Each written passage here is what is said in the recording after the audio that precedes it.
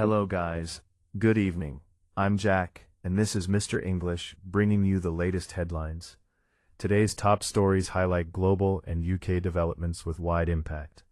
Prime Minister Keir Starmer will convene a 35-nation meeting on the Strait of Hormuz to try to reopen this critical oil route. Politics. The UK government is taking a leading role in international diplomacy. Foreign Secretary Yvette Cooper will chair the 35-country Strait of Hormuz summit. The Foreign Office issued a statement saying the meeting showed clearly the determination of the international community to secure freedom of navigation and reopen the Strait of Hormuz. This effort comes amid tense U.S.-Iran conflict. Iran's recent attacks have cut off oil shipments from the Gulf and driven up global energy prices. Domestically, Labour leader Keir Starmer's office said the proposals to lure Anthropic to the UK have Downing Street backing. The government is also preparing the ground for King Charles's U.S. visit. Buckingham Palace confirmed Charles and Camilla will visit Washington, where the King will address Congress on April 28.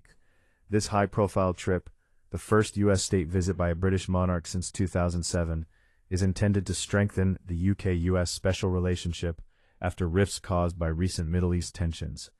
Economy and markets. UK financial markets and the economy are feeling the ripple effects of global events.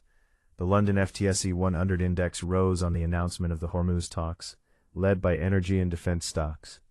Oil surged to around $110 a barrel, lifting BP and Shell shares roughly 2 to 3%. Companies in Britain are now significantly raising price forecasts. A BOE survey shows firms plan bigger price hikes over the next 12 months due to higher energy costs. Investors have priced in more than 2 additional Bank of England rate increases this year. In trade news, Britain struck a deal with the U.S. to allow tariff-free British medicines, in exchange for some concessions on drug pricing. This should help UK pharmaceutical exports, which account for 15% of UK goods trade. For UK viewers, higher fuel and consumer prices are the main risks right now. The pound stands around $1.33, after recent data showed slower UK growth, reinforcing expectations of higher interest rates at home. Security and foreign affairs. Global security remains volatile. The Middle East conflict escalated over the weekend when Iran claimed it had shot down a US C-130 and 2 Black Hawks during a daring rescue attempt. The Pentagon confirmed the pilot was rescued, but casualty details differ.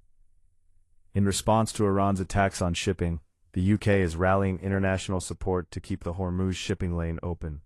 The government emphasizes that closing the strait threatens global energy supplies. Closer to home, London police said an investigation into an anti-Semitic crime led to a 4th arrest on April 4. This suspect was detained during a court appearance where 3 other accused were present.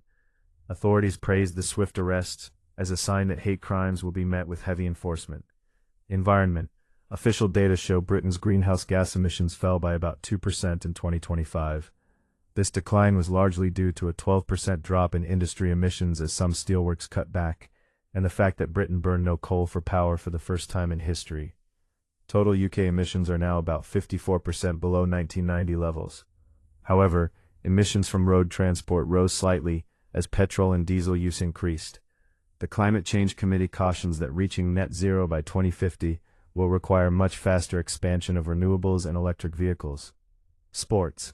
In sports, Manchester City thrashed Liverpool 4-0 in the FA Cup quarter-finals on Saturday. Erling Haaland scored 3 goals, and City dominated from start to finish, cementing their bid for a domestic treble. Mohamed Salah scored Liverpool's only goal, a late penalty, but it was too little. Elsewhere, the Oxford and Cambridge boat races took place on the Thames. Cambridge's men's team won in close conditions, while Oxford's women's crew won the first boat race of their program in 7 years. Notably, the race featured sisters Lily and Mia Frischem on opposing boats, the first time 2 sisters competed on rival crews since 2000. For UK viewers, the key risks are higher costs and travel advisories. Fuel and heating prices are likely to stay elevated given the oil price jump. Inflation may accelerate in coming months, so households should budget accordingly. Investors should keep an eye on the Bank of England's decisions. If inflation stays high, expect more interest rate hikes. Travel advice for the Middle East is also shifting. The Foreign Office is urging caution for those visiting the region, and British nationals should check FCDO alerts before traveling. On the policy front, The government is under pressure to balance support for Ukraine, aid in the Middle East, and domestic economic stability. That wraps up today's news. If you found this update helpful, please like and subscribe to Mr. English. I'm Jack. Thanks for watching and stay informed.